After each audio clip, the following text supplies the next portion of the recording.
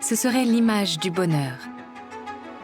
Celle de parents encourageants et jamais en colère, de conjoints équilibrés et toujours authentiques, de voisins épanouis et avenants, de collègues positifs et ambitieux. Pour eux, chaque épreuve est l'occasion d'exprimer le meilleur d'eux-mêmes.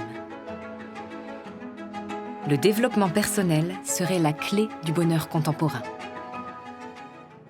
Auteur marginal de son vivant, Howard Phillips Lovecraft est devenu l'un des écrivains d'horreur majeurs du XXe siècle. Son œuvre cauchemardesque, entre fantastique et science-fiction, a créé un imaginaire horrifique unique. Howard Phillips Lovecraft naît en 1890 à Providence, dans l'État de Rhode Island. Il est marqué par les crises de démence de son père et par son décès prématuré. Presque tous les animaux peuvent rêver.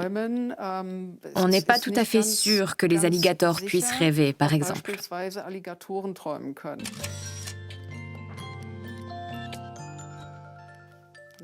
Les dinosaures rêvaient-ils? Ça, on ne peut plus le vérifier. Pour les alligators, on ne sait pas trop, parce qu'on ne peut pas réaliser d'électroencéphalogramme. C'est difficile. Le musée Ghibli a été inauguré le 1er octobre 2001, selon le projet du réalisateur des studios de production Ghibli, Hayao Miyazaki, qui pour cela a utilisé des storyboards similaires à ceux de ses films. Évaluation. Évaluation multidimensionnelle de la conscience interoceptive. Les scores les plus élevés reflètent une plus grande conscience interoceptive. 1. Noticing. Prise de conscience de sensations corporelles. Inconfortable, confortable et neutre. 4 items. Exemple. Un homme observe à travers la lunette de son fusil. Regardez. À 2 heures, juste derrière le point d'eau. Des hommes sortent d'un village entouré d'une petite fortification faite de branchages. Maharero et son fils. Il y a des sentinelles partout. Vandenberg est touché par quelque chose.